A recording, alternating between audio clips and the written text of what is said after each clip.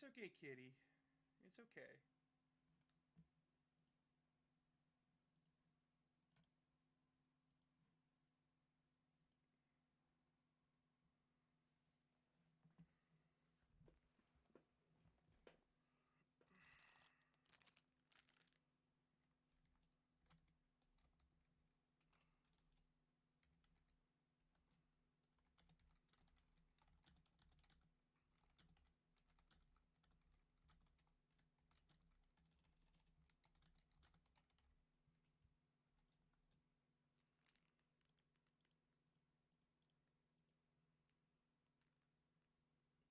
Hey!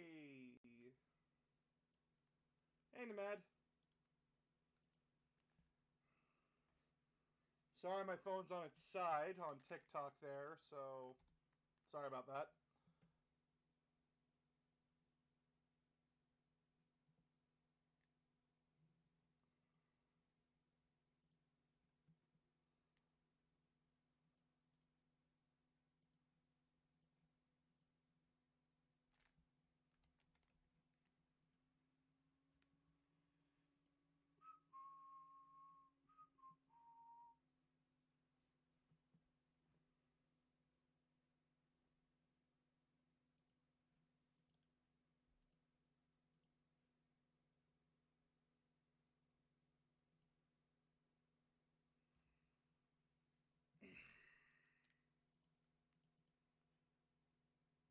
Hey, guys.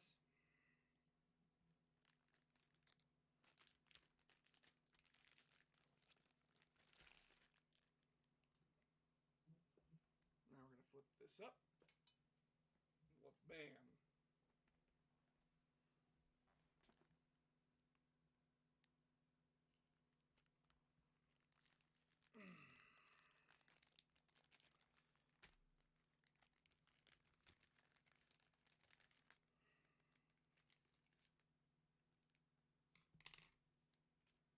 It's like a slow dissection of everything that I have.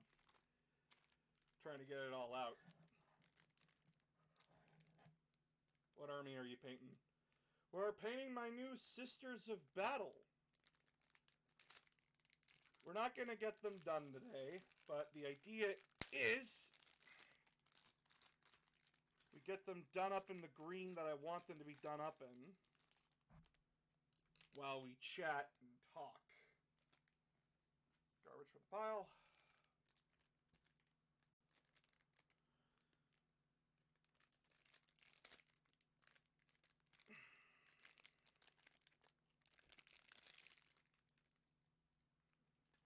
Because how I'm going to be doing these girls is I'm taking a page out of Cerberus's playbook, and because I want to, I'm painting them in the aromantic colors, while making individual sergeants and commanders, like all the different character units and such, uh,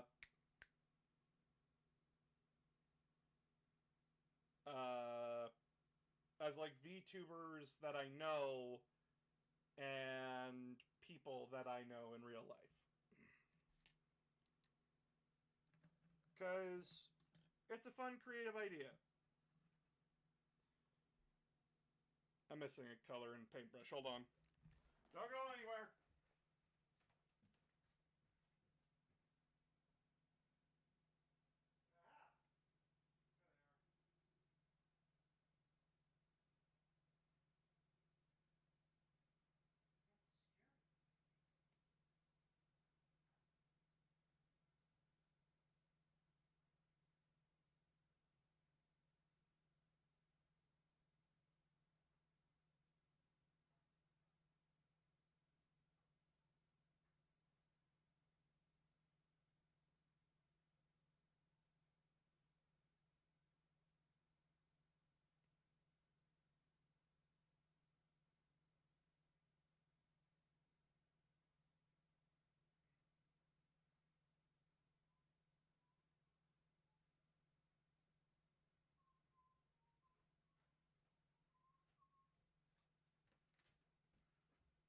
Alright, I'm back.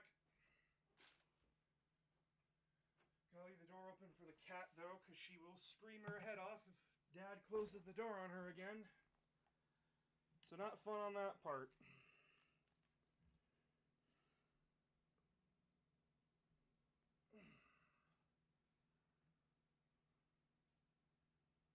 Yeah, like I said, it's just getting these girls primed up in the green and then going from there.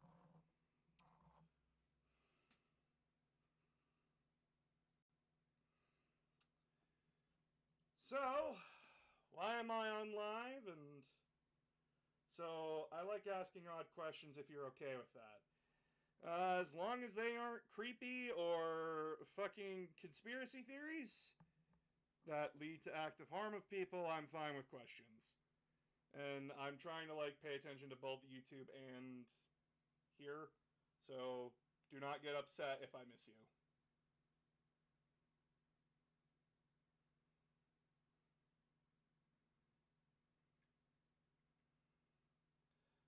Plus, I'm also trying to do this, and this is attention consuming and time consuming, so forgive me.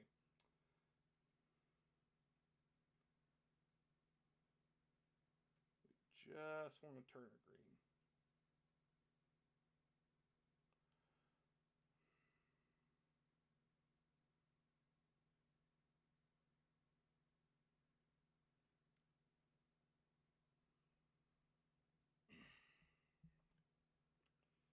So,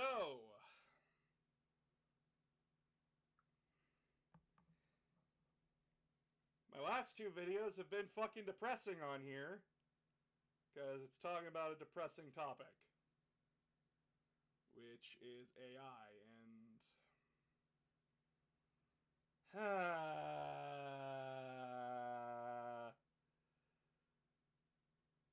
it is hard to be positive on the internet.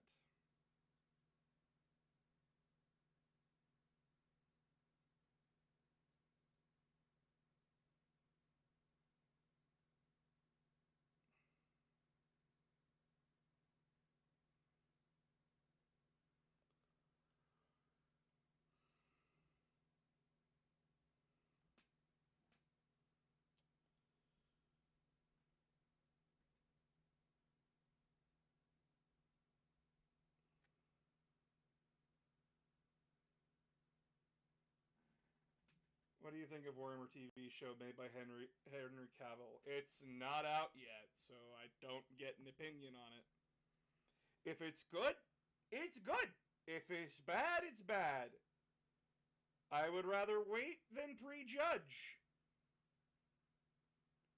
And I'm keeping my expectations rightly low.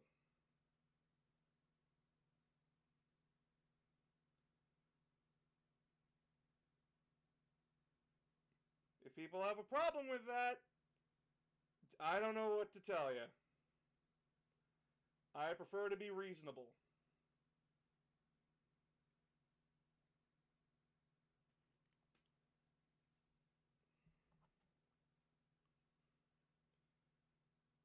Also, if you can, go subscribe to my YouTube. For fuck's sakes.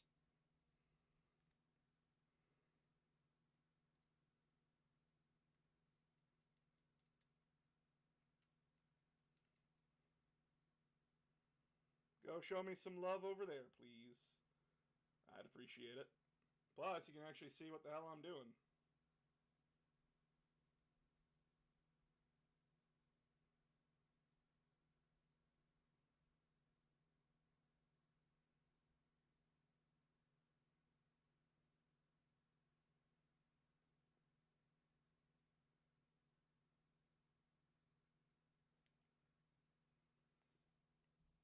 Audio's quiet on this end. Is that better? Can you hear me now?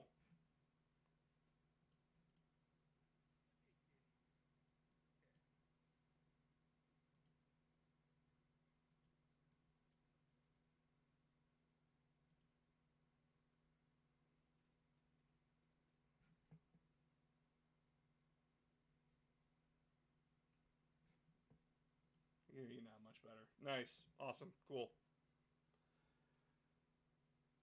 Then judge a TV show. Bleh.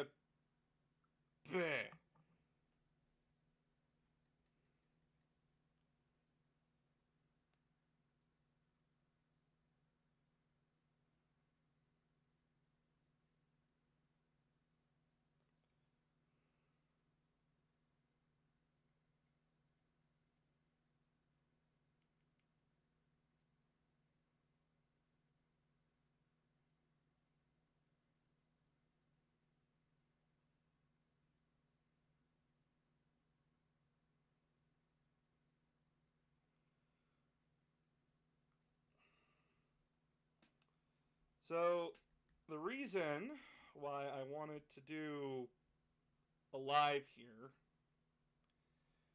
is to essentially vent. Yeah, that's what I'm going with here.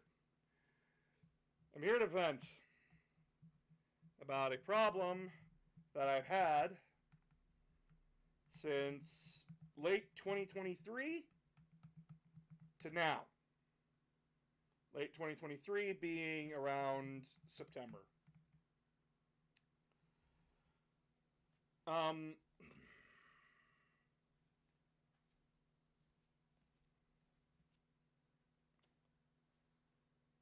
I made a post on Twitter. I don't fucking care. I'm calling it Twitter. I fucking care.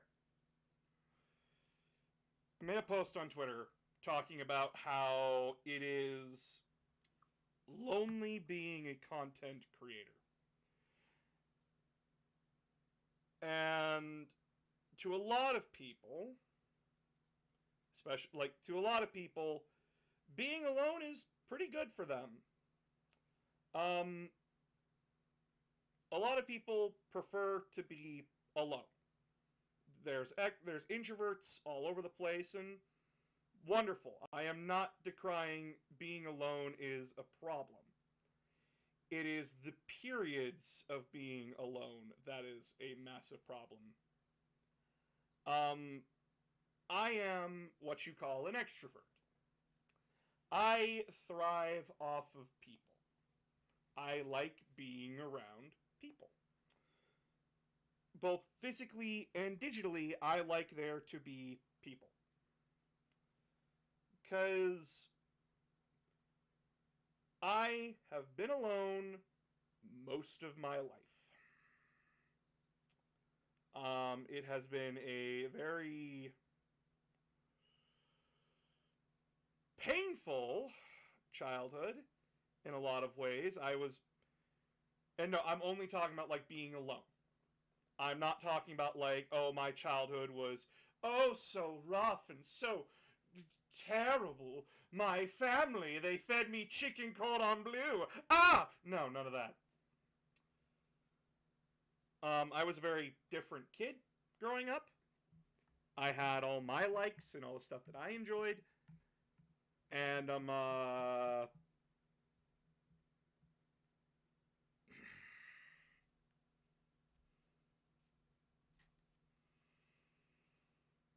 everyone enjoyed the same stuff I did. I was very much more mature for my age than a lot of other kids were mature.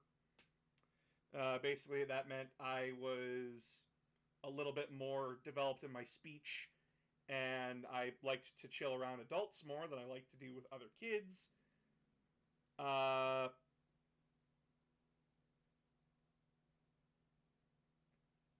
but I was alone for a lot of my childhood. Then I got to high school, and I had a friend group, but then that friend group fell apart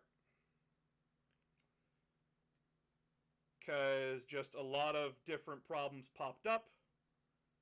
A lot of different things just happened, and a lot of feelings and people were hurt. Especially me. And now that I don't have that friend group anymore, I don't have people I can regularly go out with anymore to hang out with and talk to.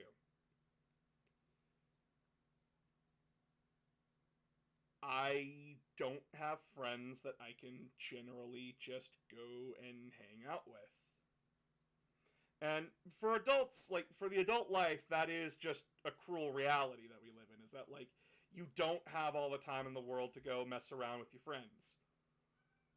And just go have a good fucking time.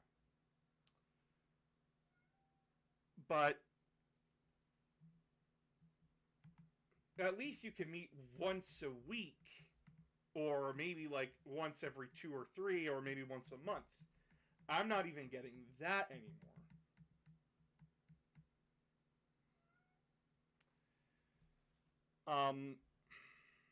Now for a lot of people, you think like, oh well, you're a big content creator, right? No, I'm not.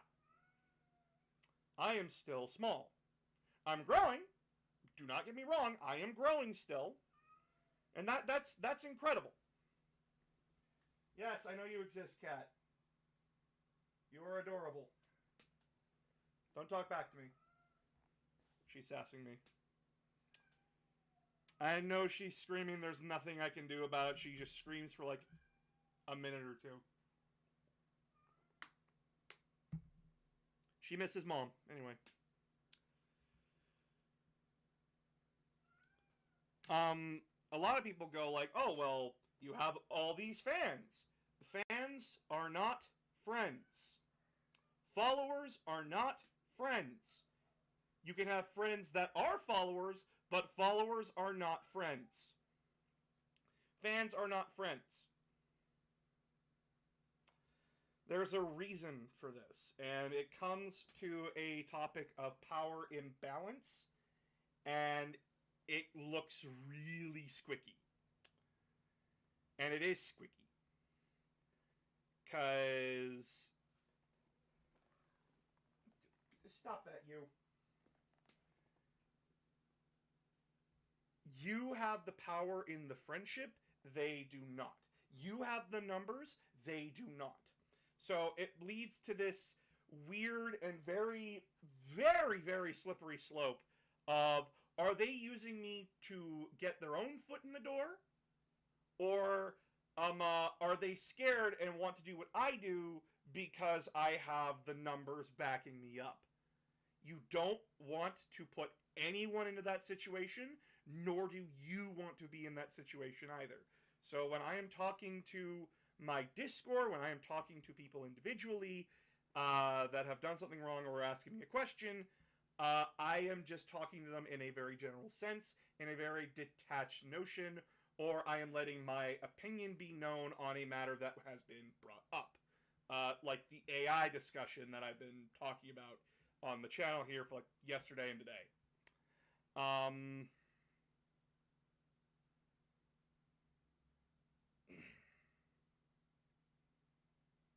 that's good for now.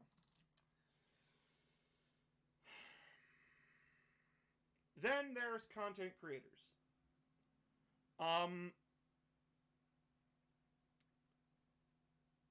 When you are dealing with people online in this profession, you don't know who's there to actually be genuine and who's there to actually just, I don't give a shit about your friendship. I just want your numbers so I can grow bigger. And that can be a very touchy subject because no one wants to accuse anyone of that, because what if you're wrong? And trying to approach other content creators with my size, where I'm big on, where I have a decent audience on TikTok, but I'm still small on YouTube. By the way, go sub to YouTube if you haven't already. Please, for the love of God.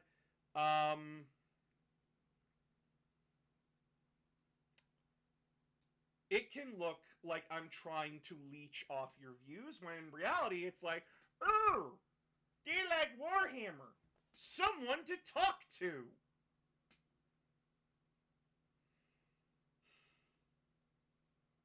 But then they get wary, and they have all reason to be. I am not shaming anyone for this.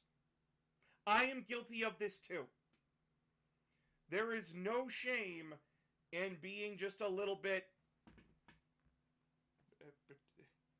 I don't want to talk to you. I don't blame people for that.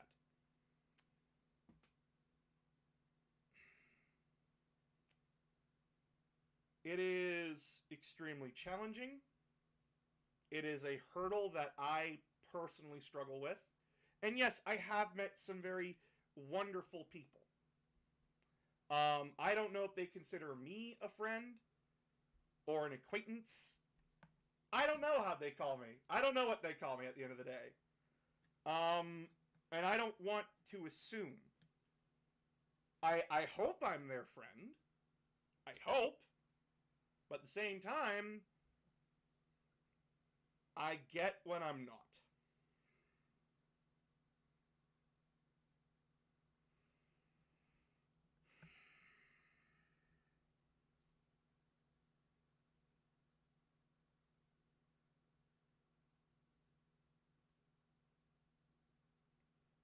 And it's part of the reason why, when I started this year, I wanted to be more active in the communities that I'm in, like Warhammer, Battletech, gaming, all that kind of stuff, because where do you find friends, guys? You fucking wander around, you talk to people, and you talk about your shared common interests, and you fucking go from there, and hey, bing bang boom, you have friends. Like, I am trying to solve my own problem, and is it slow and painful? Yes. Is there nights where I am alone in this office trying not to break down and cry about, like, how lonely I am? Because, like, yeah, I've had those nights.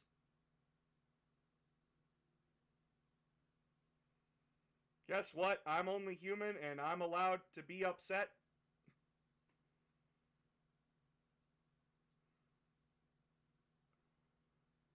Just like how you are human and you are allowed to be upset about your personal problems at home.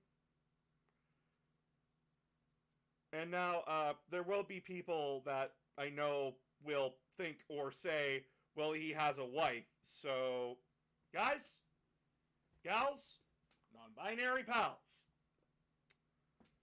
My wife is my partner. They are the love of my life. They are someone that I love very dearly and passionately. But if you become dependent, like unhealthily dependent on your wife or your partner, that's not good. Yes, support each other, hold each other up, but they cannot be around 24/7, nor should they. Everyone needs their alone time. And my partner is an introvert who likes their alone time sometimes.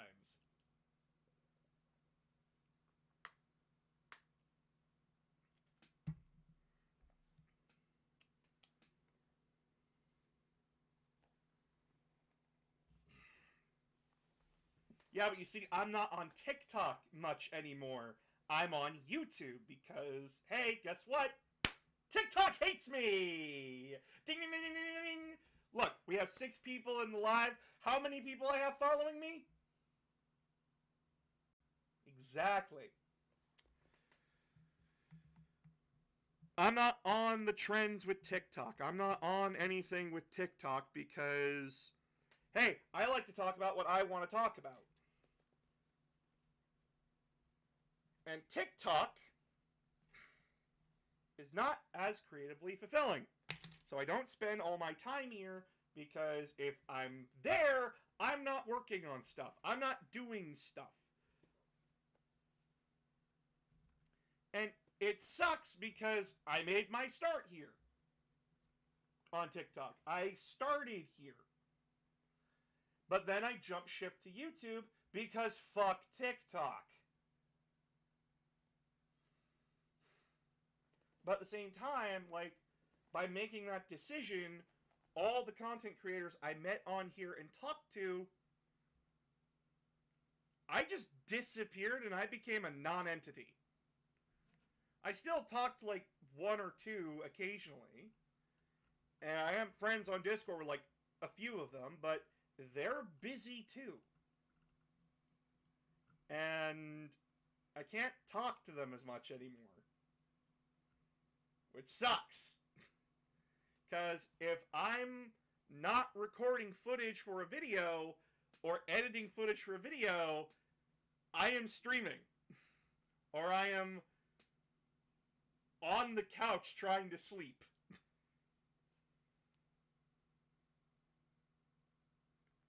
Honestly, I'm glad I caught your live. Always loved your content. Glad I get to communicate with you finally.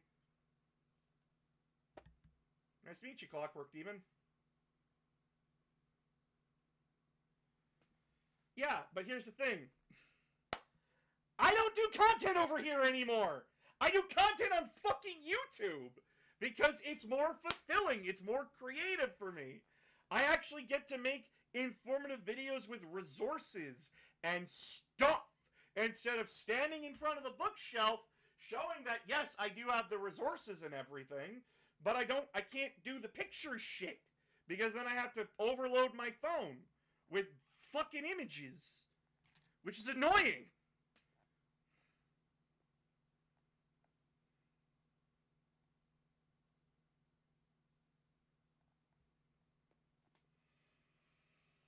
I got a new rig. I got a new computer. I am making stuff on this, on the PC.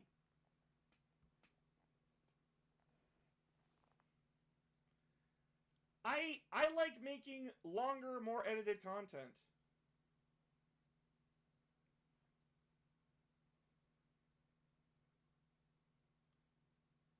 Why can't I put all your videos in YouTube Shorts?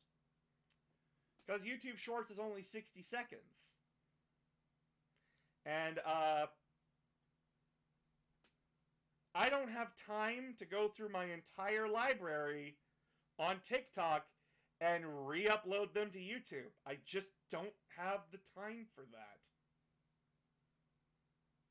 And neither does my wife. My wife offered it. I said, go ahead and try. And she literally took 4 hours to get 10 videos. And then she came back to me, said, this is a nightmare. I'm not doing that again. And I responded, now you understand. I don't have a team to do this for me. I'm not rich, guys. I live in a 2-story building with a roommate and a wife. And I live on disability. And I got fucked by my disability. Fuck you, province that I live in, where I only have these specific problems with you. Fuck you. Was it difficult to move over and adapt to YouTube? Remarkably, no. It was not hard. I just need to put a little bit more effort into it.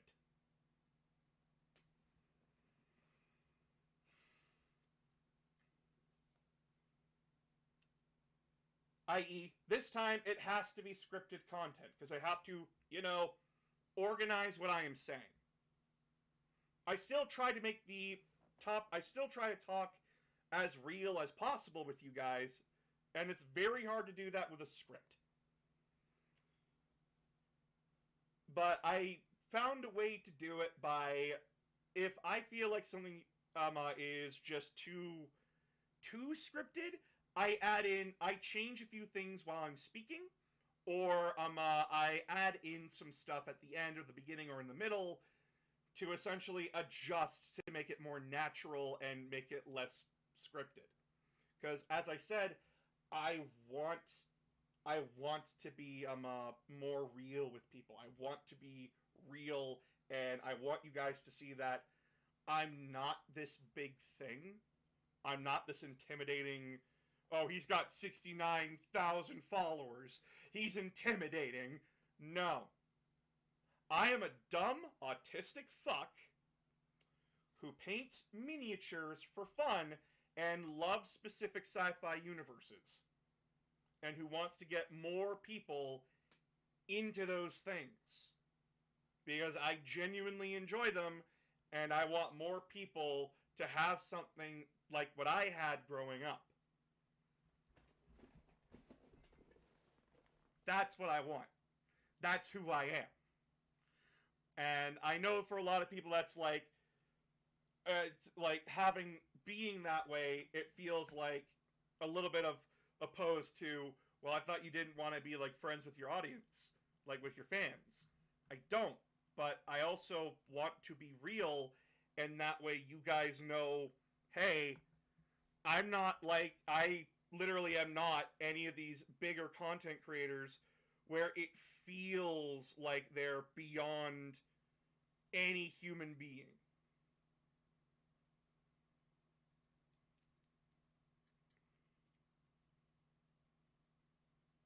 And I don't want people, like, if I ever achieved, like, the same status as being able to go to a convention and have a panel, I don't want people feeling awkward around me and basically being like, oh, but he's probably really busy.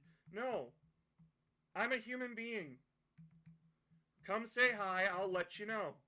That kind of thing.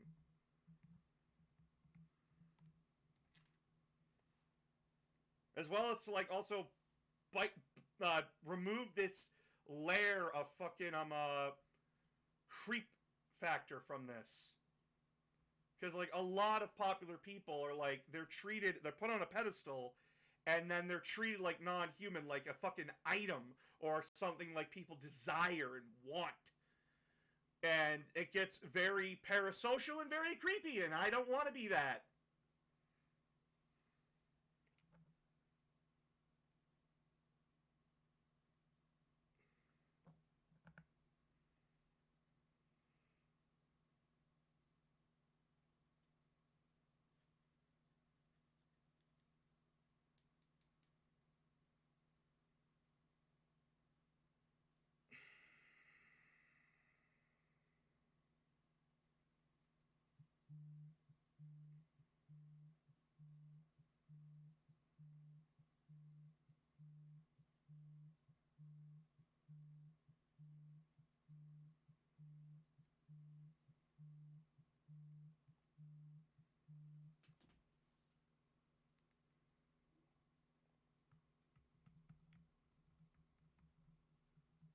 What's with the My Hero poster on your wall?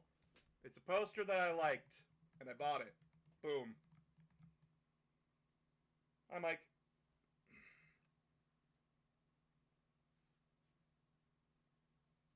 Mike Thesis Mew. Hey.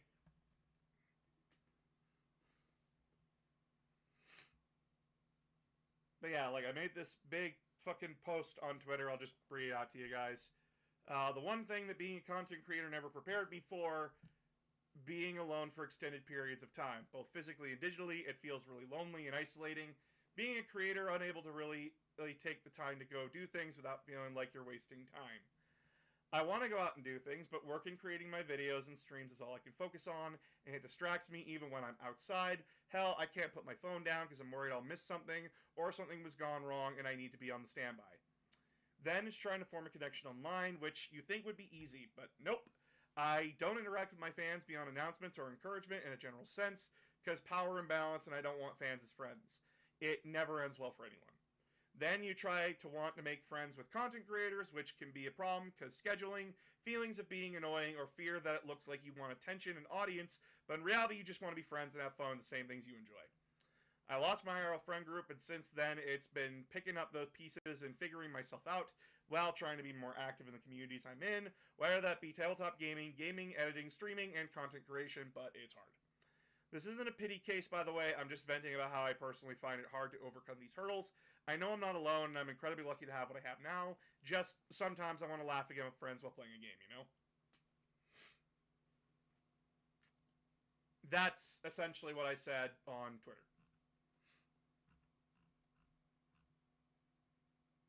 And yeah, shit sucks. It is hard. Extremely fucking hard.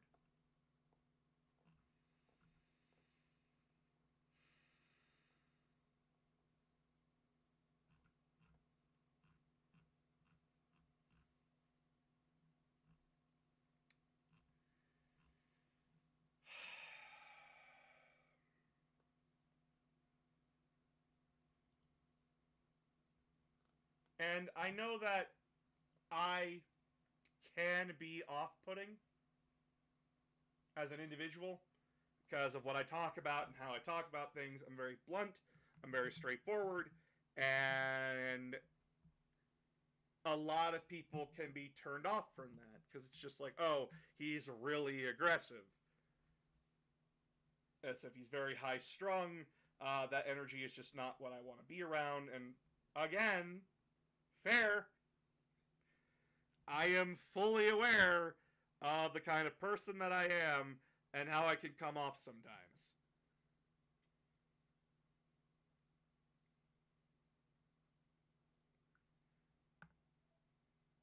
Some people find it charming. Other people find it, I don't want to be yelled at. Even though I have no reason to yell at you. I'm just existing.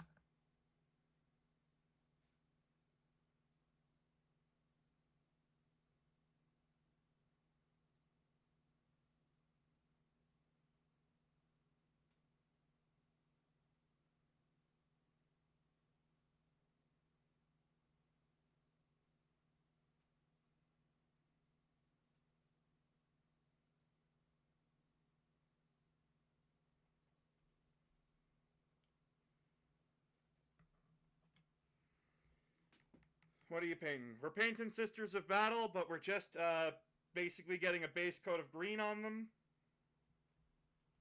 And that's about it. Boss deserves hugs, a group of understanding friends, and to be reminded daily of how much help he has already given this community. Guys, I just talk.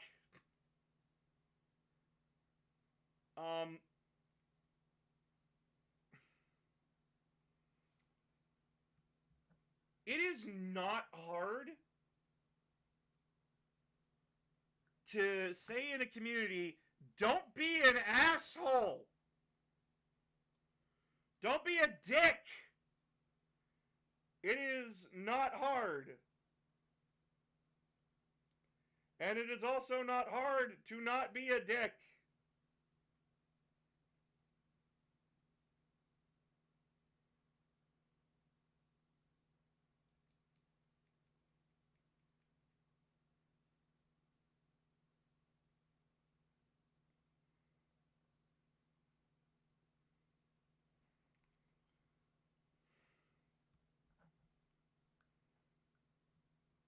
Any vehicles? Not yet. This is a brand new army for me, so I'm slowly building them up. And this was my wife's birthday present to me, so...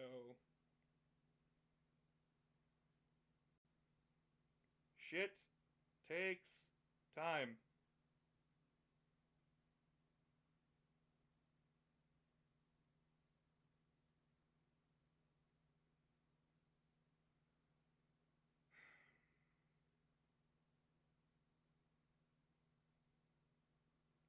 Yeah, that's basically what I've been dealing with, and why my videos have been so slow lately, because I've been miserable, and I don't make my best work when I'm sad. It's quite a shock. When people are sad and depressed, they don't put out their best work.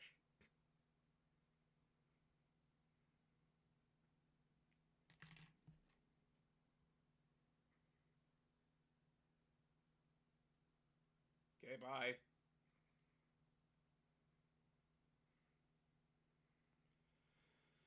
Now, something else I want to address because people have been bringing it up left and right in my fucking comments. I don't care about Palworld! Stop asking me! I think it looks like garbage. I think it looks ugly as sin. It looks unfinished. Does that mean it's bad? I don't care. I'm not playing it. I'm not interested in that kind of game. But it's gonna be Pokemon. I don't care. It does not mean shit to me. It's a fucking fad. People said Yokai Watch would beat Pokemon. Does anyone even remember what Yokai Watch is? No? Just my dumbass? Exactly. People said Monster Hunter Adventures would beat Pokemon. Where the fuck's Monster Hunter Adventures? Exactly. Palworld's a fucking fad. And it will be, soon enough, forgotten about in about a month or two. Ah! I don't care! If they used AI to make the fucking thing, fuck them. But until I see proof of that, I just don't care. It is a non-entity in my brain.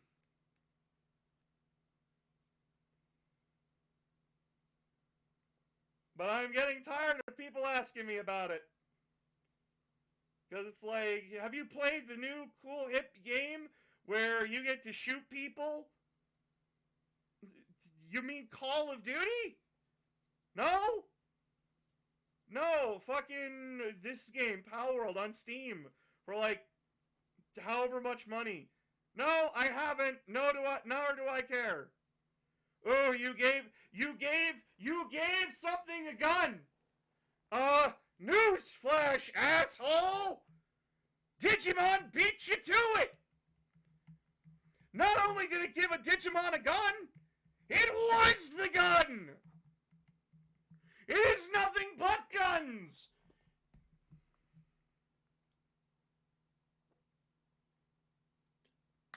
He's a fucking revolver with a cowboy hat! You don't get more American than Gundramon! The fucking living saint of guns!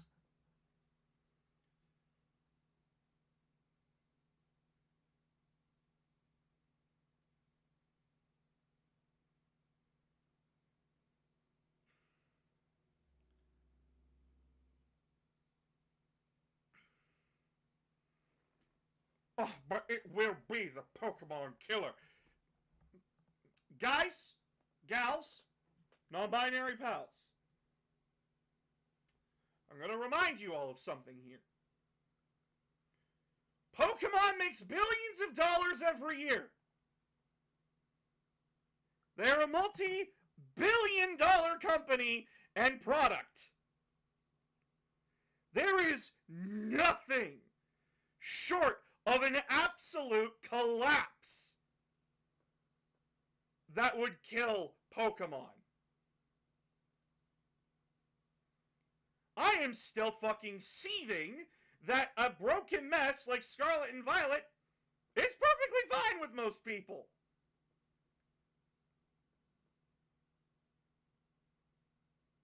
Pokemon will be fine, you fucking frothing mad fans. Calm down. It will be okay. No one is killing your Garchomps and Pikachus. No one's taking that from you. It is a mid-tier game on Steam and Xbox.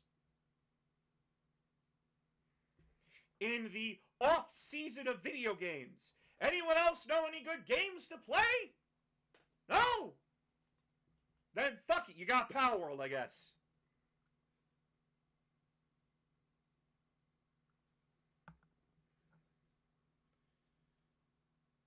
But no, it is not the Pokemon killer, nor is it this fucking huge-ass thing. In fact, probably more people bought the game because Pokemon fans were losing their shit. So, way to go fueling your own problem, I guess.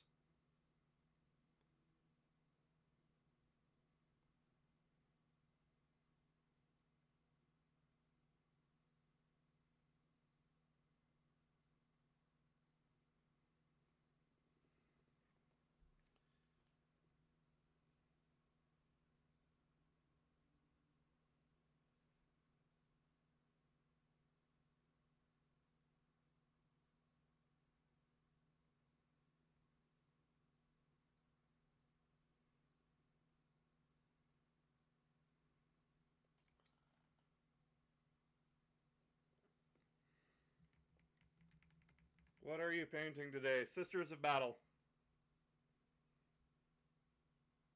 We're just getting them primed up in green. I guess. that, chat. Because we're going to be painting them in the aromantic flag colors. Because fucking Cerberus is a beautiful bastard. I love him. He's a good lad. And if you can, go support him too.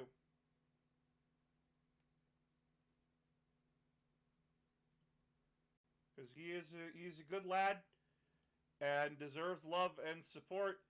Because he is a very talented painter. I am but a humble bitch compared to him. I said what I said.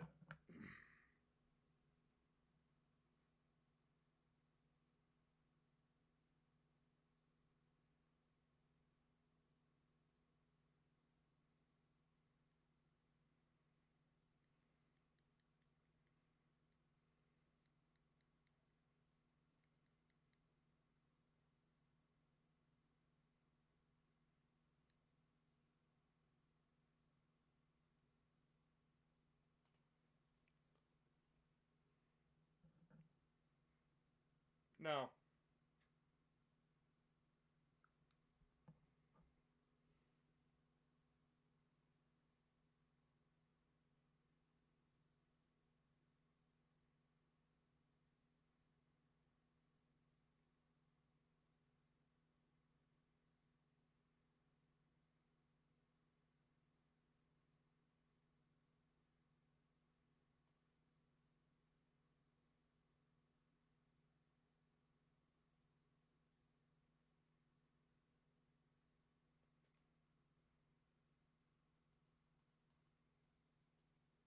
How many points are you going to paint up by the end of it all?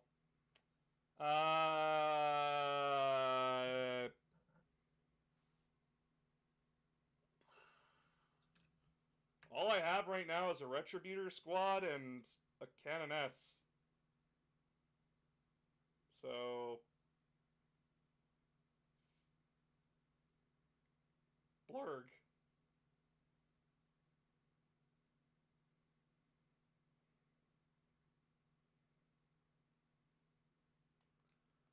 I'm planning to paint some of my first models tomorrow. Hope it goes well as tonight as it is for you. Word of advice when painting models. Your first one is always going to look like ass. That is a fact of life. And that is okay.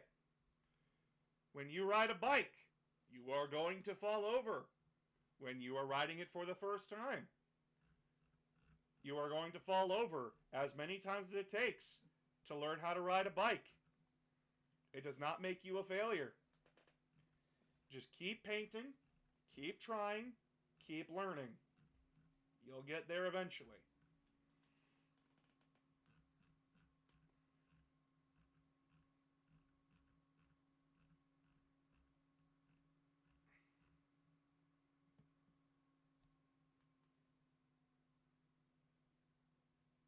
What do you think of people playing with non-painted models?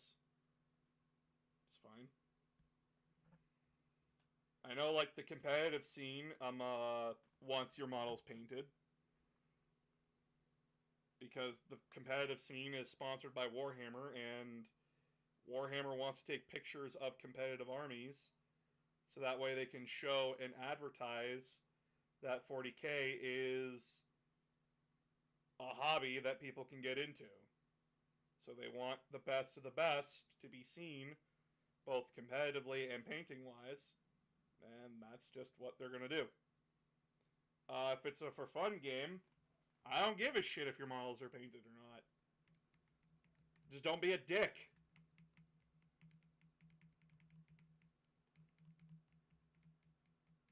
I have been mini wargaming. Nice. Good for you. Good for you that you got all your models painted. Now give me that strength. Give me that power. I demand it. I crave it. I hunger for it. I'll devour your fucking power, dude.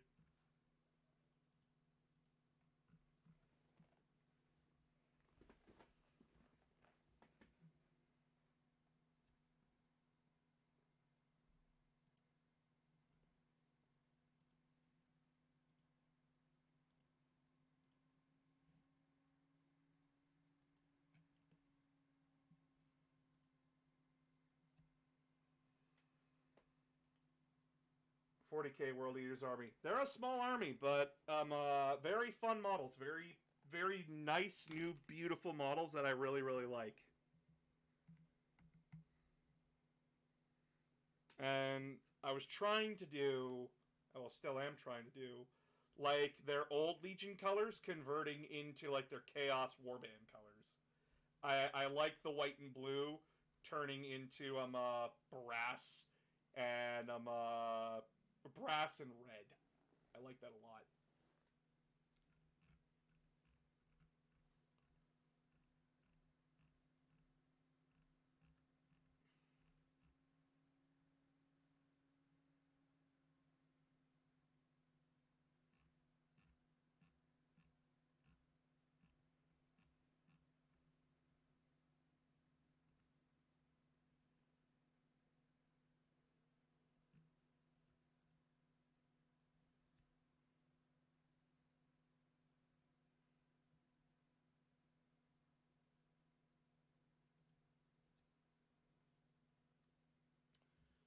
But yeah, when you're painting Warhammer, don't get bent out of shape because it's not coming out how your brain wants it to come out. Your hands have not been trained to do this yet. It takes time and it takes patience. It is okay. You will get there eventually. Just take your time.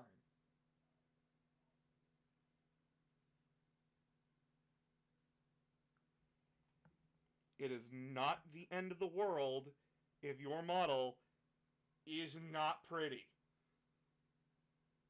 Neither were mine when I started out.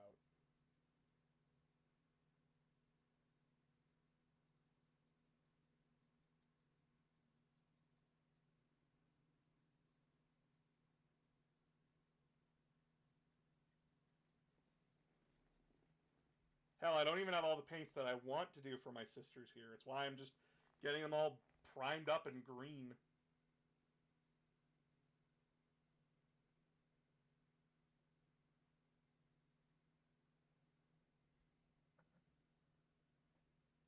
I also want to get them a Daughter of Cain snake model and turn one of my sisters into a Lamia. Why? Fuck you, you know the reason why.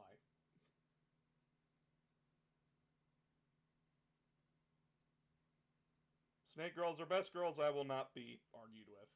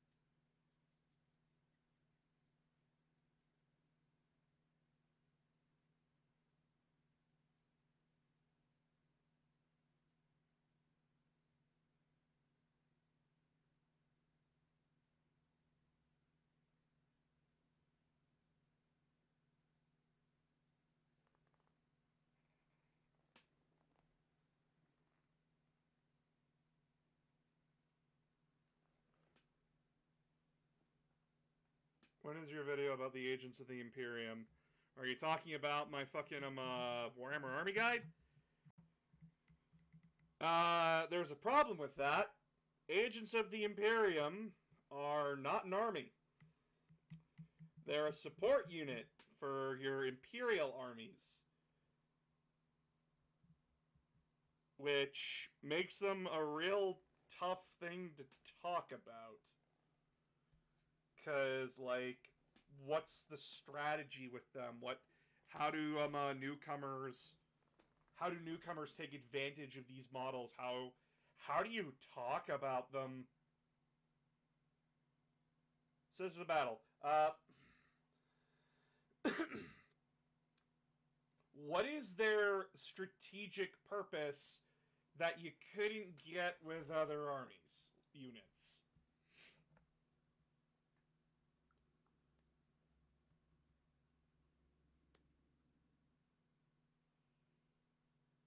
Because, like, if you're including an assassin in an army, why are you? List building is a very tough process to go through because you're trying to assess what is good, what is bad, and what do you want your army to do.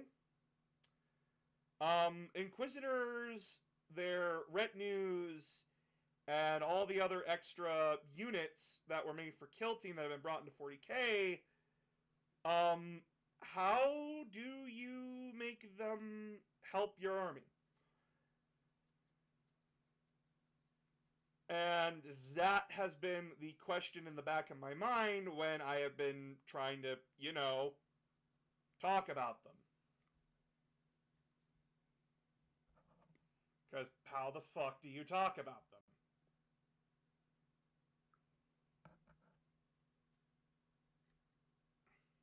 Because again, you can't take them as their own army. It literally says, depending on the point level of the game, you can only include one lone operative or leader and one unit. Or two leaders, 2 units, 3 leaders and 3 units, depending on the point level of the game. That's not an army.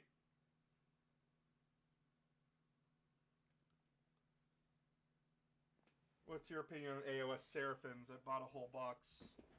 I don't play AOS, so I don't get an opinion because I don't know the rules.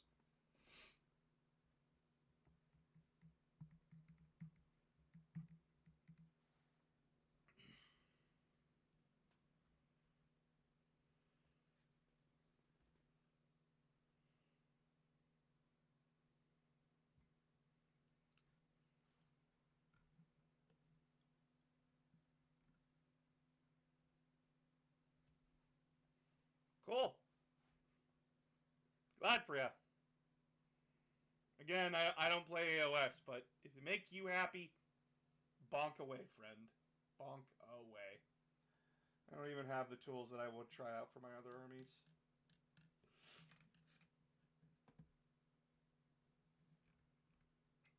That's why this is an investment.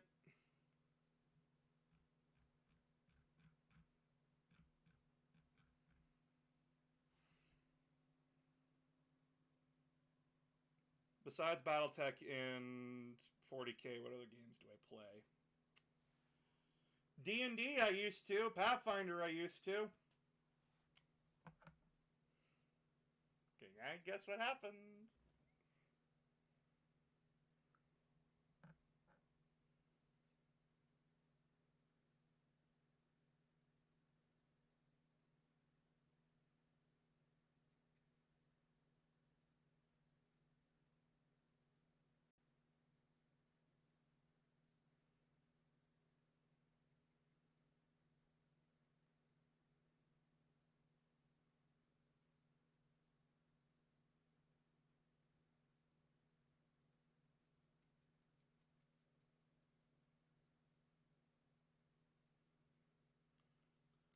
Could you tell us about Rylanor? I keep hearing random tidbits.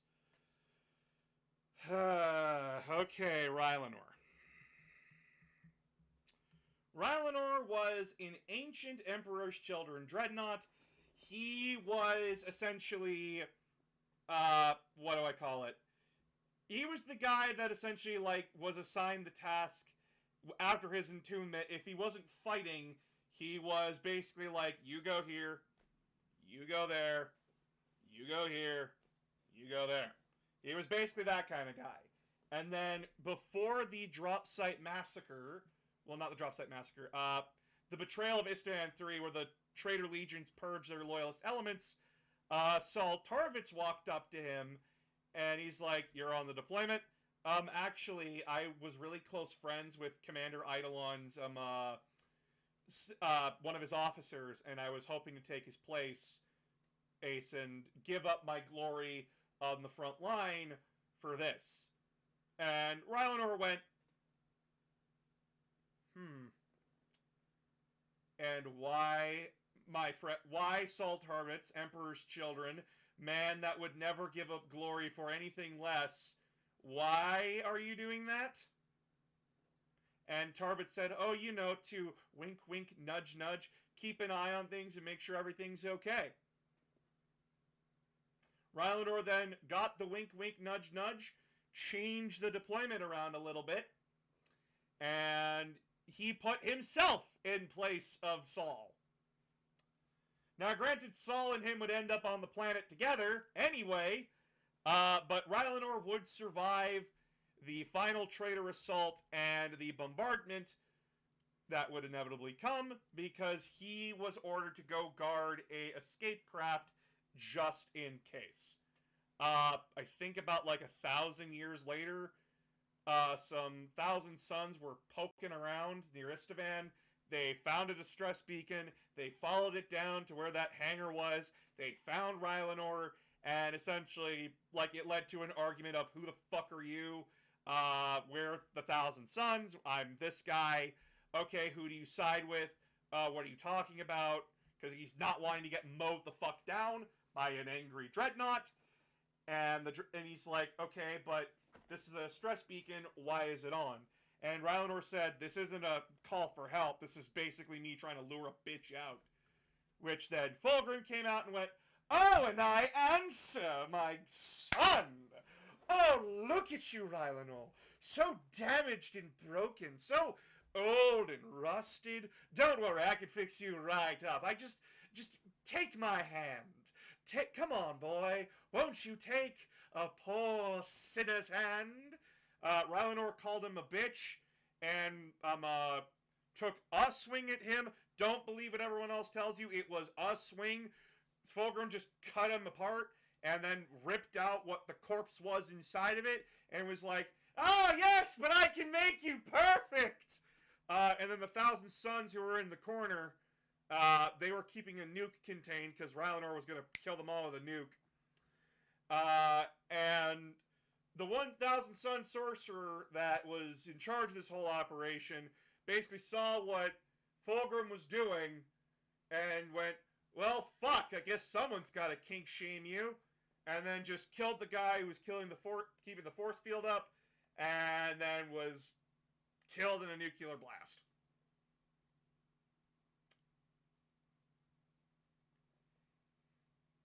That's Rylanor. Oh my god, one of the few Emperor's Children to defy Fulgrim. Yeah, I guess Saul Tarvitz meant nothing to ya.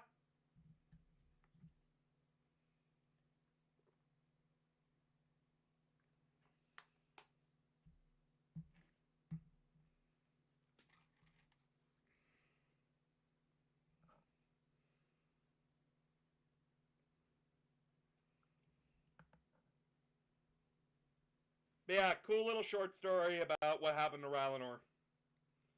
Basically just confirms that everybody on Isstvan died aside from Loken, but at the same time,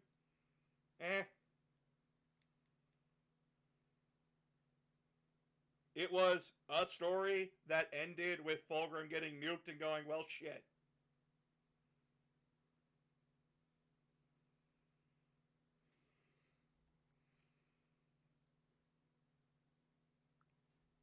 And people are like, oh, but it really upset Fulgrim. It really didn't. Fulgrim could have given less of a fuck. He was pissed that he got nuked.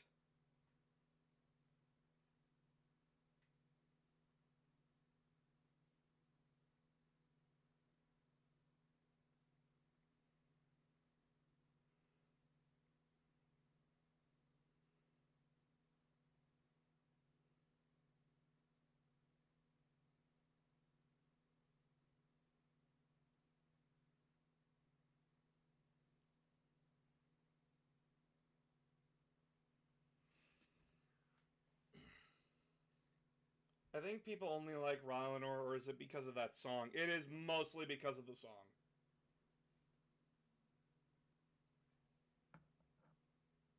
Most people didn't even know who fucking Rylanor was. Hell, I forgot who Rylanor was.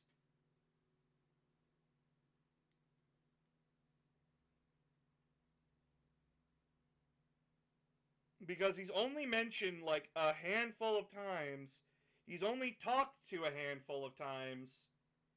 And then there's nothing to him for years after he's introduced in one book. He is introduced in one book, chat. And then we don't hear from him for years. And then a short story comes out, and what do you know? It's fucking Rylanor. Also, you're going on the side again because my phone is dying.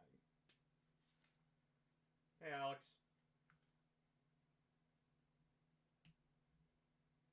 Fuck you, you're on your side. But yeah, like, genuinely, I asked anyone before that song came out who the fuck Rylanor was. Most people looked at me like I was insane. Who the fuck is Rylanor? He's a dreadnought. Why should I care? He tried to nuke Fulgrim. Cool, does that have any relevance or did that do anything? No. Then why do we care?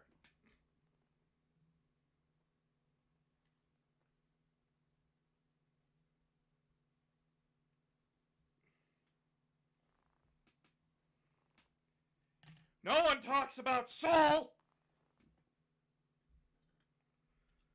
Saul Tarvitz, man who led the Emperor's children on fucking Istvan 3, who was basically just like a good lad. Nah, blood! Fuck Tarvitz, dude! Tarvitz means nothing! Rylanor means everything! Even though they both died.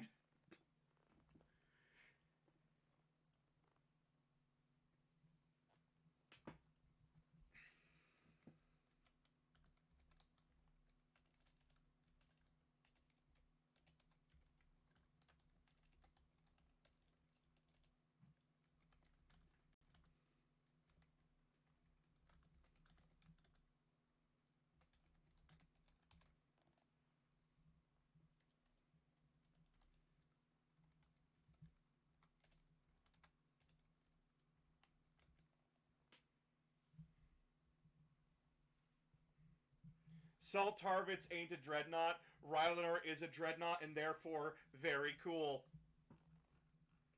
Oh, good to know that the only way I can become cool is if I'm a corpse. Good to know!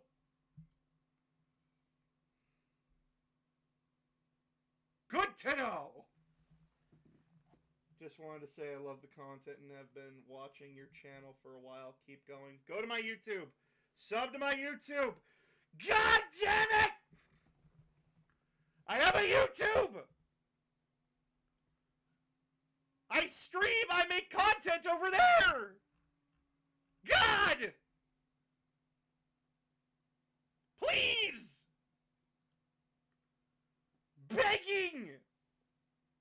Already am. Nice.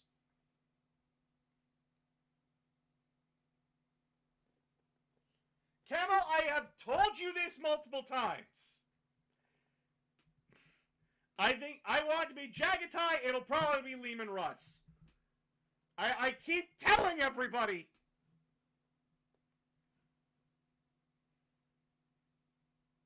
Thank you, Ranger. Appreciate you. Ah! I'm taking crazy pills here.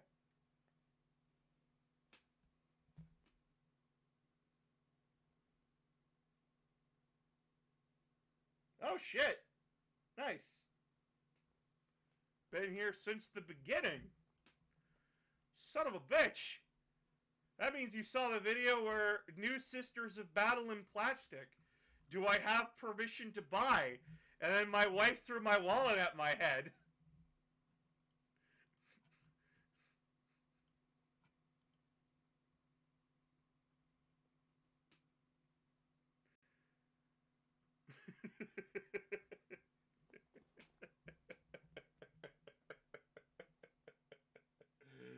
Jesus Christ.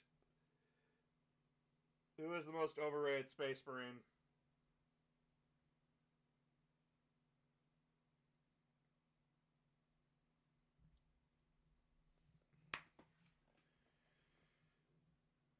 Oh, fuck. This is a question that feels like a gun to your head. And it's like, go on! Say it! Say what you mean!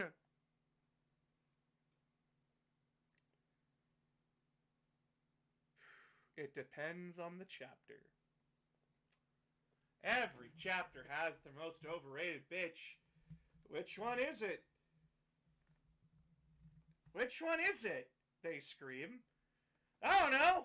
Which one do you want it to be? Ragnar Blackbane? Fucking Santa Claus? Lord Commander Dante? Mephiston?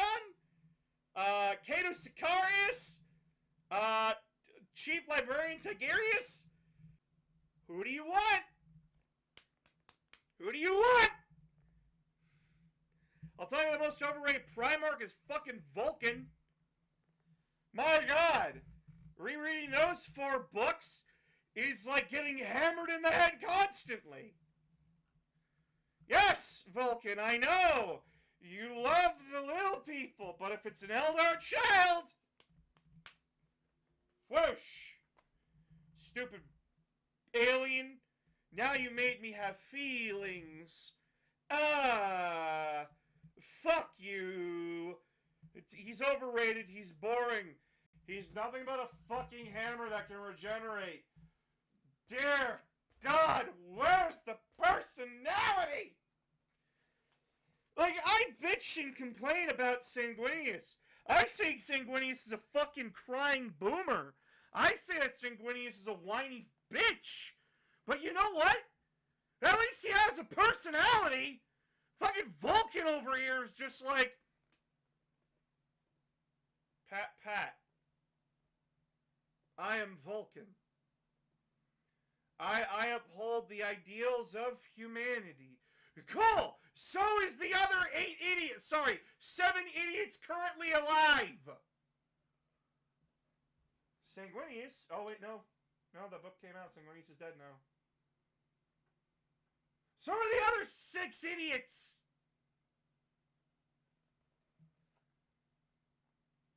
Like, fuck. The salamanders. They're boring. They're so boring. Oh, they're the good guys before you get... No, they're not. They just won't burn their own civilians. There's no personality outside of them but fire. Guys, fire is not a good replacement for your personality. Just saying.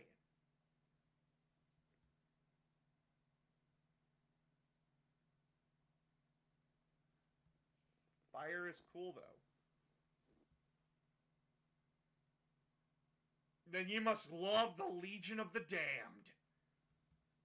What would make Vulcan more interesting? What would you add to give him and his son's personality? I don't know. Build on that. We defend the innocent people. Cool. Last time I saw you do that was the War for Armageddon. Where is that now? Why aren't you arguing with people more often? Where is that sense of it?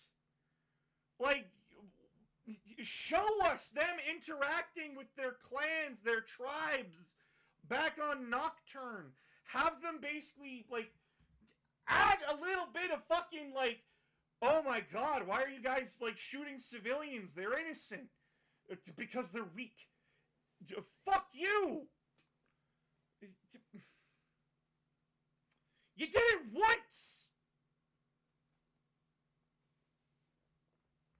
I would add in, like, conflicting ideals within the chapter and everything. And just, like, I don't know.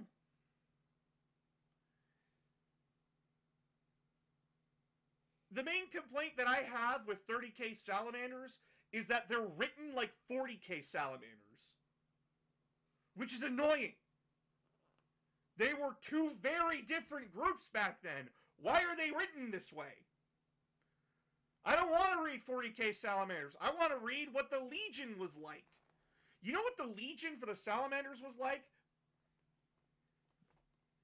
They felt ostracized. They felt like they had to go above and beyond to keep up with everybody. So they throw themselves in the cauldrons of war, not stopping, because they felt like they had to, like, meet these expectations.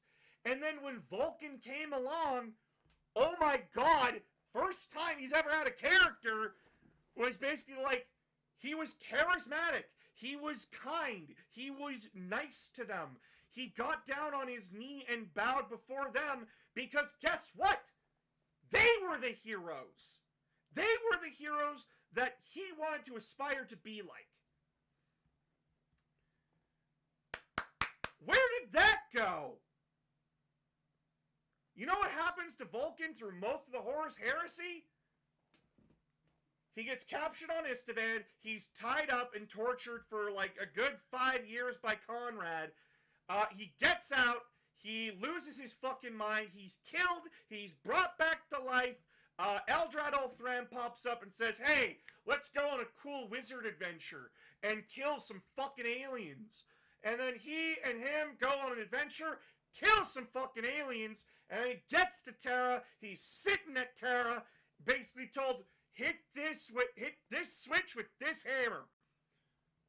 Cool, he's done nothing else. Ah!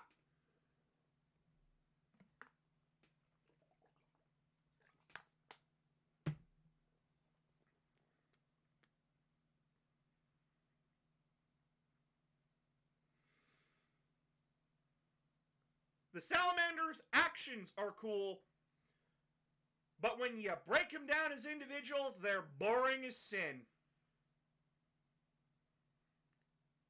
Maybe have some fucking Salamanders, like, go into why they like making all their shit. Like, the process of it, and just, like, how they react to other Space Marines around them, aside from...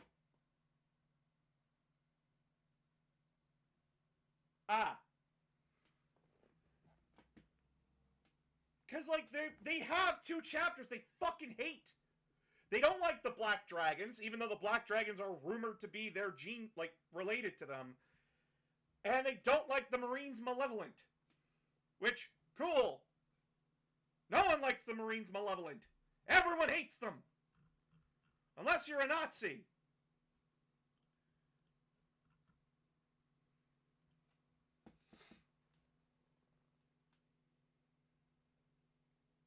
If we took Vulcan out of the Horus Heresy, would it change anything?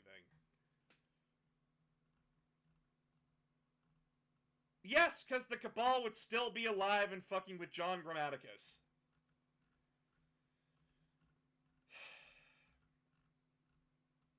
The problem is that Vulcan is never alone, and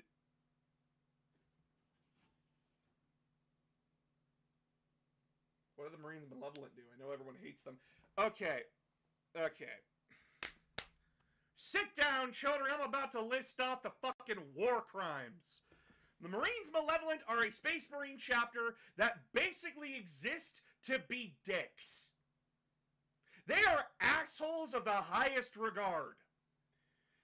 They make their problems everyone's problem.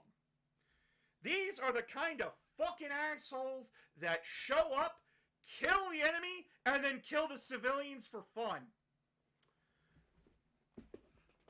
These are the kinds of guys that go in and just attack a Space Marine chapter like a friendly chapter because, and I quote, we needed some of their tanks. because they pissed off the Mechanicus for being assholes. Like, I'm not talking like, oh, like they said some off-colored shit. No, they killed the Adeptus fucking Mechanicus guy that represented them because, and I quote, oh, he didn't make our case hard enough. And then proceed to go and attack those Mechanicus guys for their shit.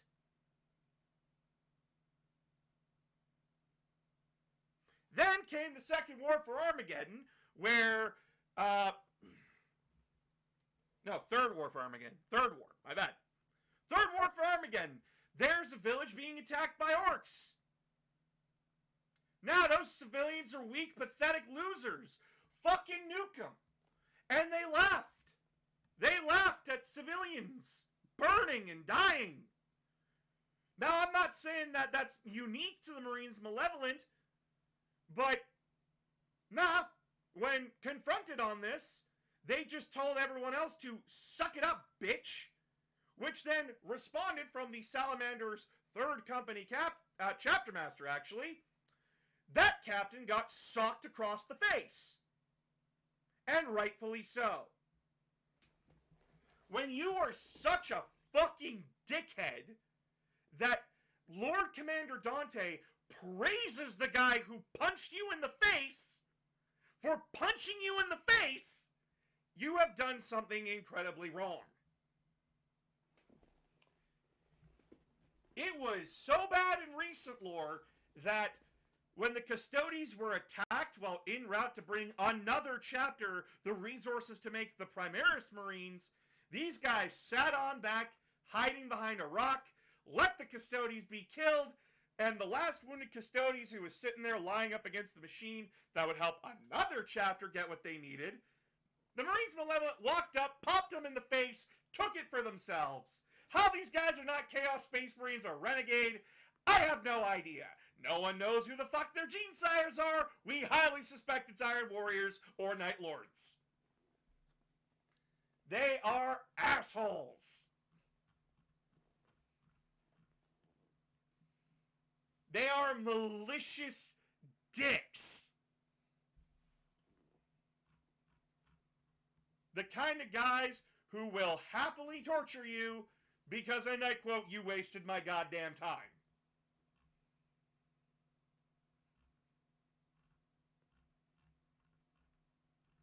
And the only people I've known to ever like them are the guys that like to do goose steps and have swastikas.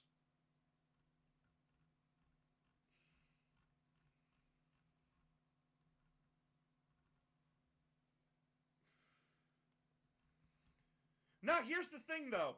The reason why I don't say they're Iron Warriors is that Iron Warriors never really laughed at, like, just sending civilians to die. They didn't care. They just walk over them, like step over them. But it was a cold distance. This was fucking... They took joy in this.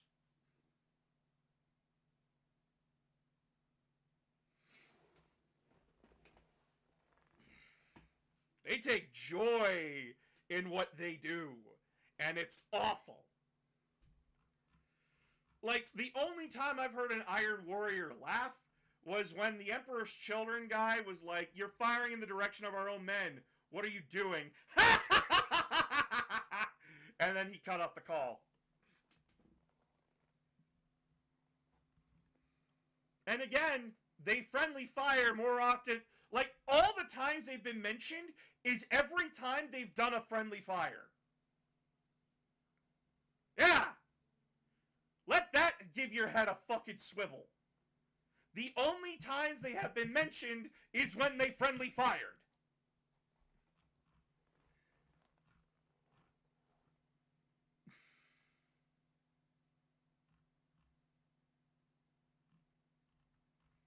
What the fuck am I supposed to say about that?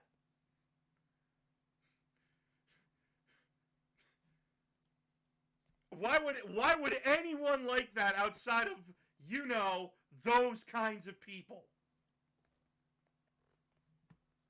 And the Imperium gives the Flesh Tearers friendly fire for... Yeah! The Flesh Tearers get more shit for friendly fire! And the Flesh Tearers are actually interesting! Well, I was priming up fucking Sisters of Battle. In green. Stopped because I was ranting. What's going on? Yelling about how Marines Malevolent are shit. Because they are. God awful. And I hate them. Hate them with passion. Others Blood Angels factions give Flesh Tearers shit because of them letting the Red Thirst loose. Yeah, like, the Blood Angels get the Flesh Tearers shit because the Flesh Tearers are more casual with their relationship with the Red Thirst and the Black Rage. But then fucking the Flesh Tearers respond back with thusly. Yeah. And so should you. All things considered.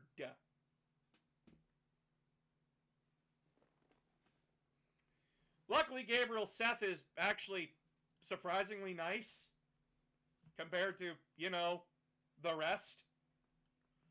And Gabriel Seth actually has a personality. Outside of boo-hoo, my life sucks. There's a reason my first Kitsch batch will be Gabriel Seth, because the Flesh Tearers are awesome as fuck. He has a model. Gabriel Seth has a model. I know that for a fact. I know it because my brother has it. I know Gabriel has a fucking model.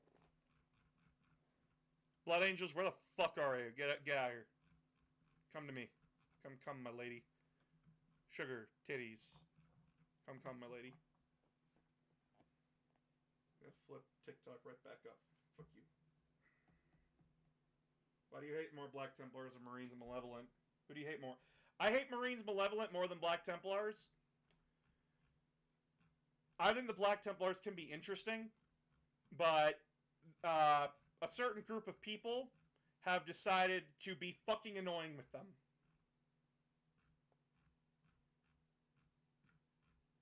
Oh no, did they take him off the store? Shit, did they take him off the store? Son of a bitch. You kept Lamarties?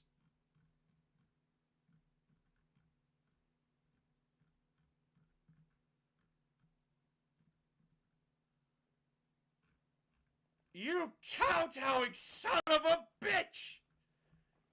You took off the only interesting one! He still has stats! You sick bastards! I heard about a chapter called the Minotaurs. Minotaurs are a chapter from Forge World. They're basically loyalist Khorne Berserkers. They also kept Astaroth the Grim.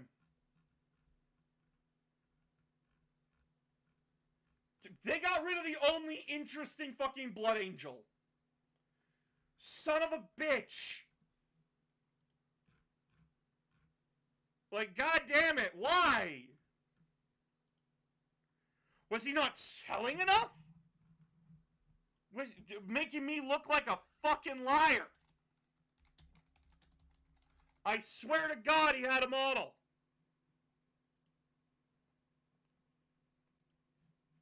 It's not a good-looking model, but it's a model.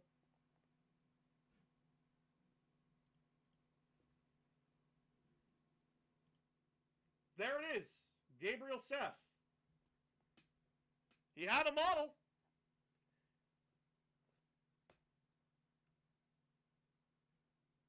Still has stats.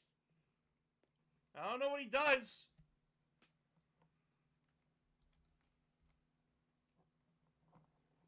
But they don't sell him anymore. Got it secondhand. Cool. What the fuck does he do?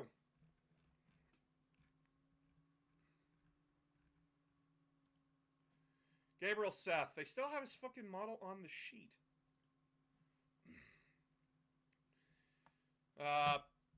Sustain hits 1 with Blood Reaver. That's not a bad sword at all. It's strength 8, AP 2, damage 3. Not bad. Lord of Slaughter. If he's leading a unit, they can declare a charge and in turn in which they advanced. Awesome.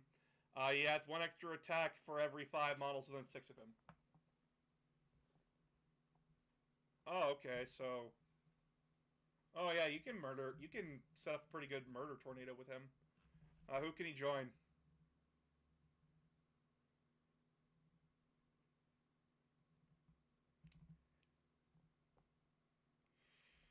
You are putting him with a Vanguard Veterans Squad.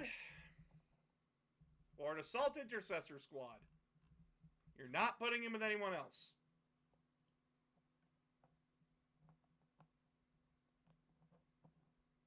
What's the worst successor chapter? Marines Malevolent. Even though we don't know who they succeeded from. Fuck. Who did Daddy hurt? Fuck. How much did Daddy fail you to make you this way? Seth is a frontline commander. Yep. And it shows.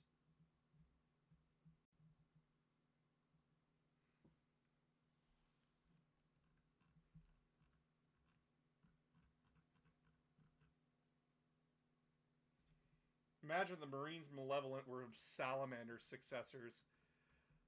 Oh, that would be a fucking kick to the nuts they don't need. That would be a kick to the fucking nuts. Yeah, it turns out Vulcan is the father. And everyone's sitting there going, fuck! And the Marines Malevolent go, ah, damn it.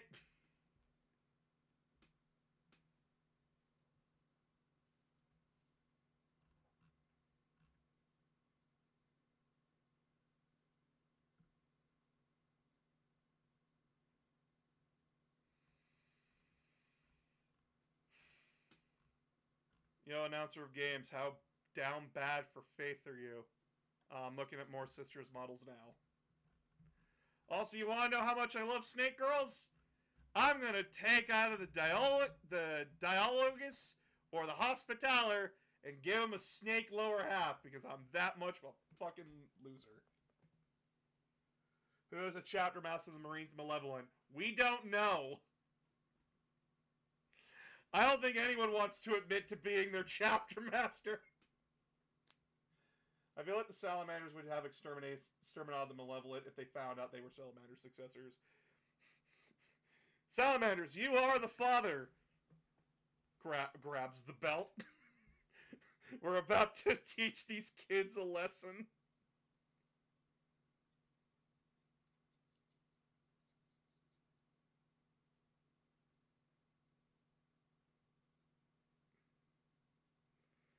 That should be funny.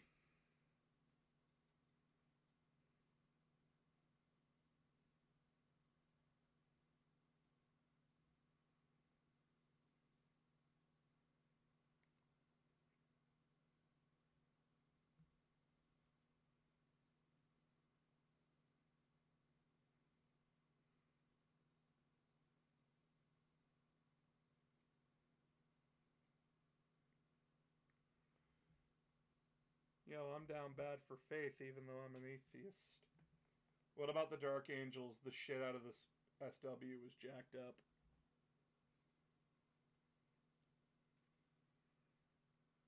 What about them? Okay.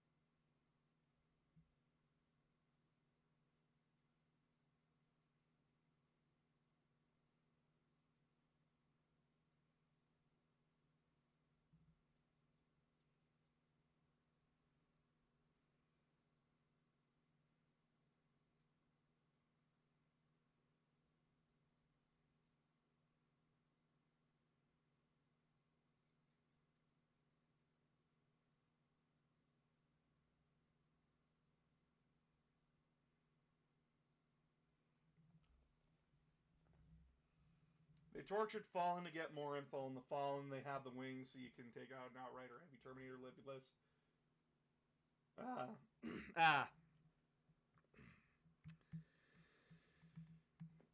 Dark Angels are fun. They're interesting. Lionel Johnson coming back has done a lot. I want more lore about like how the Dark Angels feel about their fucking Gene Father returning. And their reactions to that. Because we got that with Gullyman. With like the Ultramarines and stuff. And getting Marneus Calgar's like just absolutely getting torn a new asshole for the way like how he handled things. But also like Gullyman having to like, you know, take a step back and go, yeah, no, that was also an unfair expectation to put upon you. To him. Was also really neat. Because, like Gullyman put it, no, considering, like, all the shit that I've just witnessed, the bullshit that you had to put up with, no, I get it. I do. Like, you still failed in many ways, but here's the thing. You can learn, and you have been, so I appreciate that.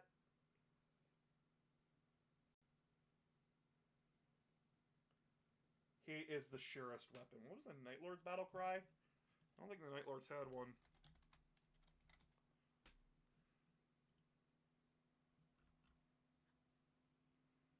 We have come for you is their battle cry. I want their reaction to Lion forgiving the fallen. We did get a reaction. We did get a reaction from them. So the Risen, which is the fallen that have been forgiven by Lionel Johnson and are helping him, when they came to save the Dark Angels on Wormwood, which is just Caliban at that point. It's just Caliban. Azrael was saved by one of them. Like, one of the Risen, like, saved him from getting shot or, like, stabbed or something. And it is described by... it is described that Azrael felt a pure sense of sickness around him. Like, this guy was so disgusting to Azrael that he wanted to throw up at even the thought of this guy standing next to him. While the guy was just like, yeah, Azrael, watch out.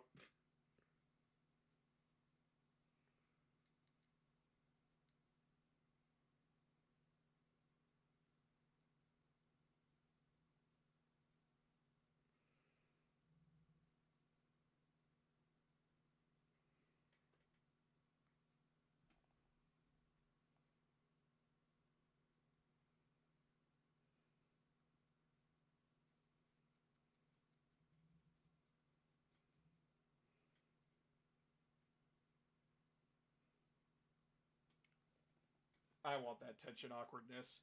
I want a scene in a book now where it's Lionel in the middle of a room and he's trying to get these guys to like do trust fall exercises. I want that.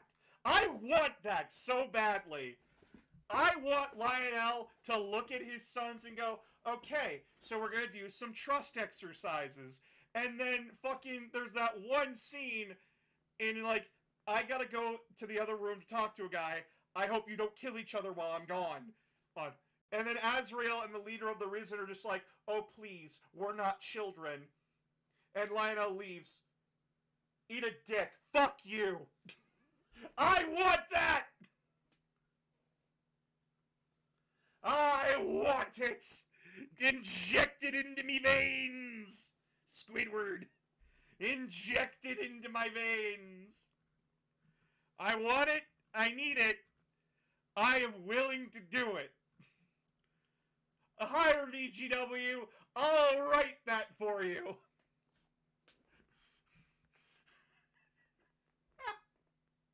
Dad says you have to let me play with you. Dark Angels in the training cages. The Risen. They come in. Dad says it's our turn. We have 5 more minutes! Screams the Dark Angel. They start throwing shit at each other. We cut to the Lion's office with, like, the two guys who started the whole fight. I'm gonna ask you calmly and nicely, who threw the first punch? And they just start yelling at each other.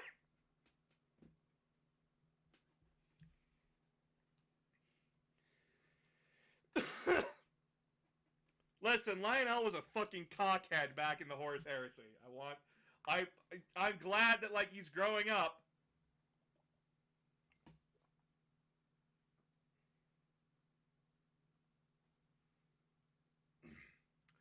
I want that. I want nothing but that.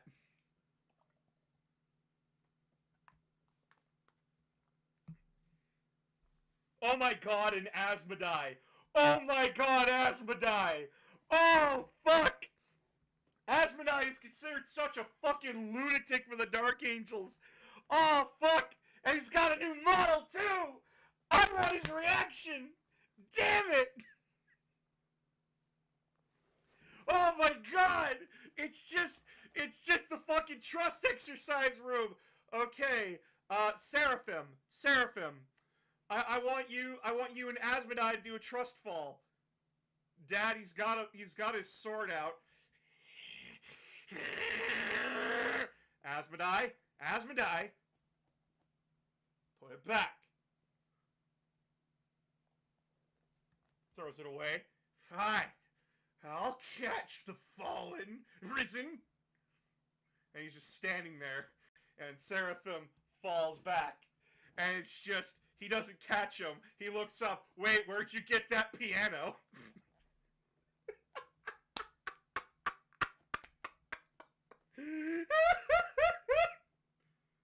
They got Primaris and Firstborn when they hear about the risen Dark Angels.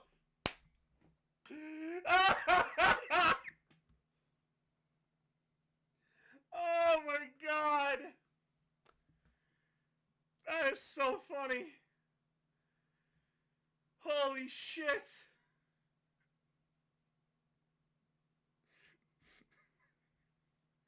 I do want a book where Lionel and Gulliman do meet up, though. I do want that book so bad.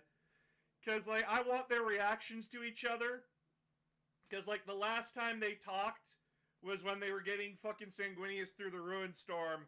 And I believe that conversation went, I'm gonna go nuke some planets. Do what you want. And then Gulliman went to find Terra, and Lionel Johnson proceeded to blow up planets. Because, and I quote, fuck the traitors and fuck their houses.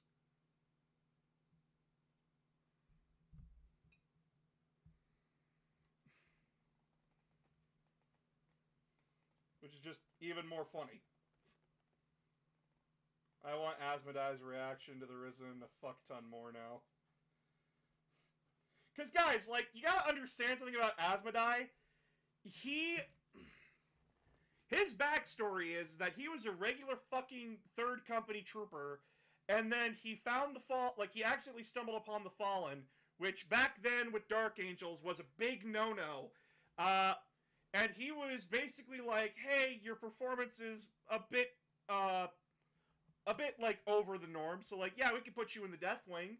And he said, no! I want to be a chaplain! And they went, okay. So they made him an interrogator chaplain. He has only ever successfully gotten 3 Fallen to repent. And the other 2 times were because he had help. In fact, there are times where they had to keep throwing Fallen to him because he kept killing them and he wouldn't shut the fuck up if he didn't get another one. He is such a miserable bastard. And then he threatened an Inquisitor's life, proceeded to make life a living hell for Azrael, who, I remind you, has killed for less. And then, when all was said and done, the Inquisitor just wanted an apology. And so, fucking Azrael's like, okay, Asmodai, apologize, Asmodai proceeded to cuss the man out, which then led to Azrael kicking him and grounding to his room. And then later that Inquisitor gets killed through unrelated circumstances. And fucking when Azrael comes down, he's like, "Did you finally learn your lesson?" And all Asmodai replies with, and thusly quotes, "I should have killed him myself."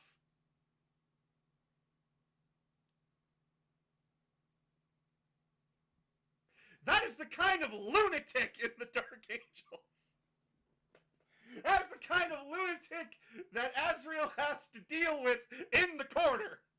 And it is why Asmodai is not the chief chaplain of the Dark Angels. That's right. We had the chief chaplain for the Ultramarines, the Blood Angels, the Space Wolves, every other character that has a model that was a chief chaplain, they were the chief chaplain.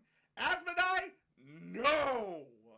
The chief chaplain of the Dark Angels says it is a dark day when Asmodai is considered for that role. A dark fucking day. You know you fucked up when your own leader is saying it's a dark day, if that were the case. Actually, recent lore, did he get promoted? Recent lore, did he get promoted?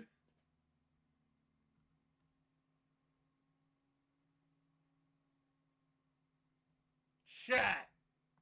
No fucking way! This motherfucker got promoted!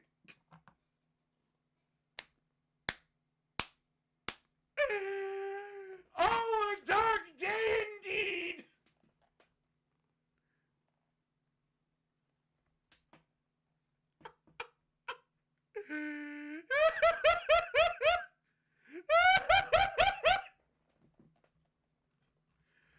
Oh, baby!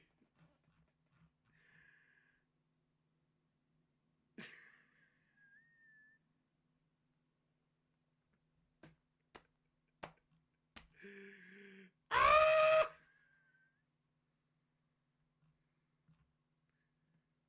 Oh, it's terrible! I love it so much!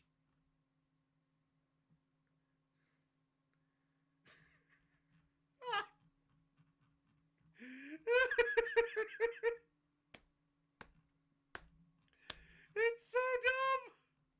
It's so dumb!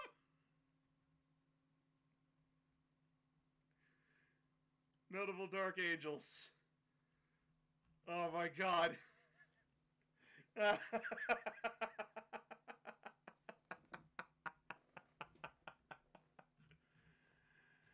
Oh, baby, where is it? Where's Modern Dark Angels? I need to really confirm this, please. For the love of God. Post-heresy. Grand Master of Librarius Ezekiel, Grand Master of Chaplains.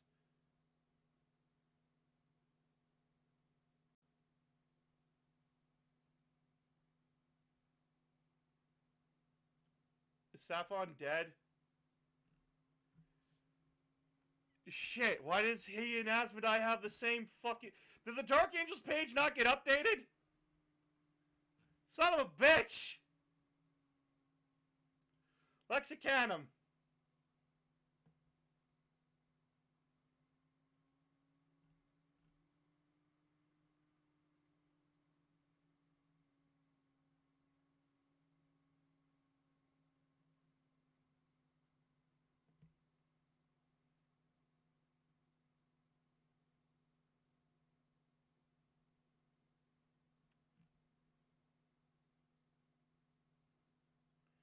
Son of a bitch.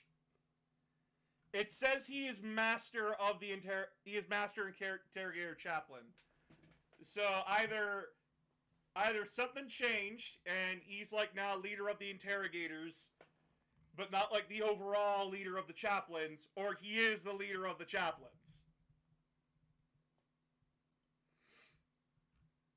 Either way, that's still funny. A dark day indeed.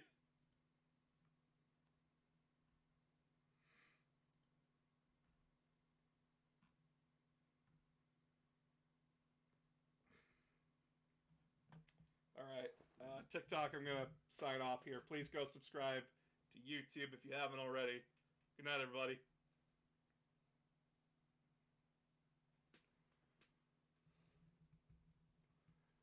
All right, YouTube. I appreciate you guys keeping me company for like 2 hours. Love you guys very much. I will talk to you all tomorrow.